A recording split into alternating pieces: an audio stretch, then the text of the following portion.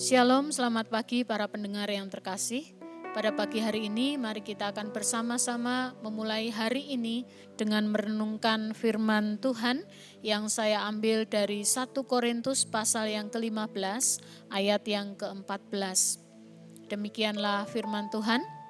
Tetapi andai kata Kristus tidak dibangkitkan, maka sia-sialah pemberitaan kami dan sia-sialah juga kepercayaan kamu. Mari kita berdoa. Bapa yang di surga, dimuliakanlah Engkau Allah yang kami kenal di dalam nama Yesus Kristus. Pada pagi hari ini kami hendak mendengarkan firman-Mu. Berilah pimpinan dan penyertaan-Mu, agar firman-Mu tertanam di dalam hati kami dan menjadi kekuatan dalam hidup kami. Amin.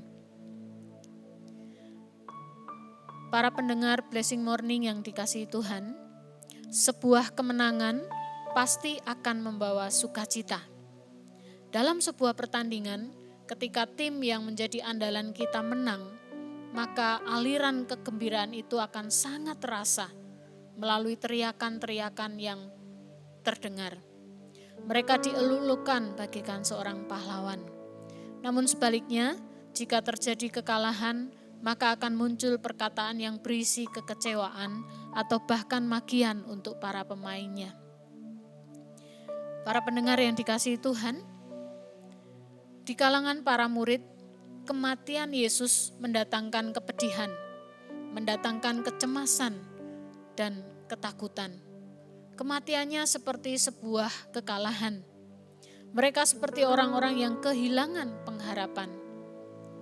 Seperti contoh dua orang murid yang sedang berjalan menuju ke Emmaus. Mereka berjalan dengan muka yang sangat muram. Demikian juga kematian Yesus menghancurkan harapan mereka, karena mereka sangat menaruh pengharapan itu kepada Yesus yang akan menjadi pembebas bagi bangsa Israel yang saat itu sedang dalam belenggu penjajah. Para murid yang lain juga mengalami ketakutan.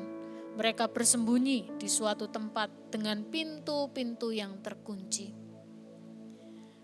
Di mata para muridnya pun, kematian di atas kayu salib adalah sebuah kegagalan dan kekalahan. Kondisi kematian yang juga akan mereka alami sebagai manusia biasa.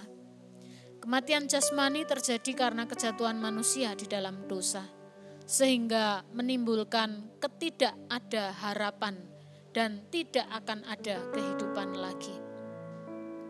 Rasul Paulus juga menghadapi orang-orang yang berpikiran bahwa kematian adalah penanda akhir segalanya. Mereka berpikir bahwa tidak mungkin ada kebangkitan. Para penyembah berhala di Korintus pada waktu itu tidak percaya akan kehidupan setelah kematian. Dan rupanya para pengikut Kristus sudah terkontaminasi dengan ajaran bahwa kebangkitan orang mati adalah kemustahilan. Para pendengar yang dikasihi Tuhan, inti dari berita Injil adalah kelahiran dan kematian Yesus. Namun, hal penting lain yang perlu kita perhatikan adalah kebangkitan Yesus. Paulus menyampaikan bahwa ada kebangkitan setelah kematian. Kebangkitan Yesus adalah bukti dari kemenangan.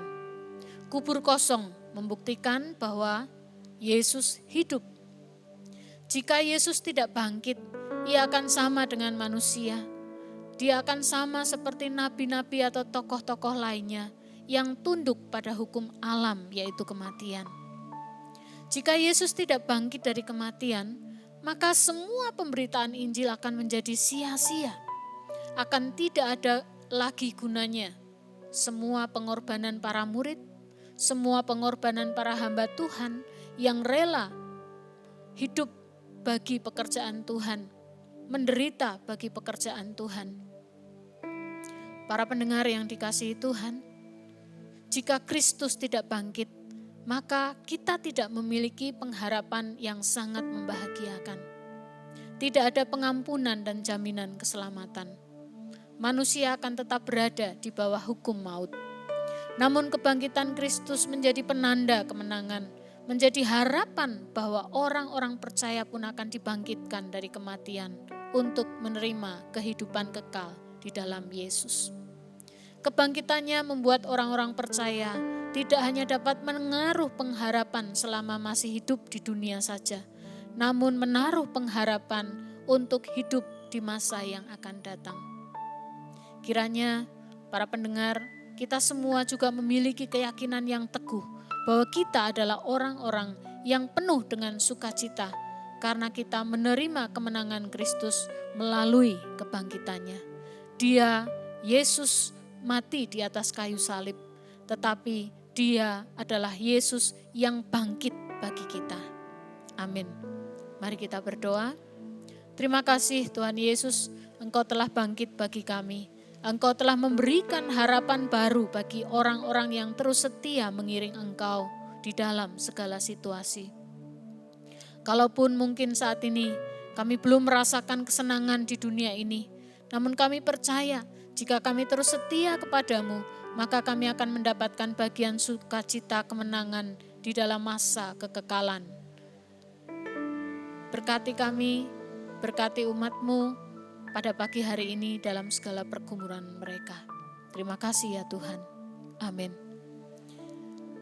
Mari kita akan menerima berkat Tuhan. Tuhan memberkati engkau dan melindungi engkau. Tuhan menyinari engkau dengan wajah-Nya dan memberi engkau kasih karunia. Tuhan menghadapkan wajah-Nya kepadamu dan memberikan engkau damai sejahtera. Kiranya berkat, kasih dan anugerah dari Allah Bapa, dari Yesus Kristus dan penghiburan dari Roh Kudus menyertai kita dari sekarang ini sampai Maranatha. Amin.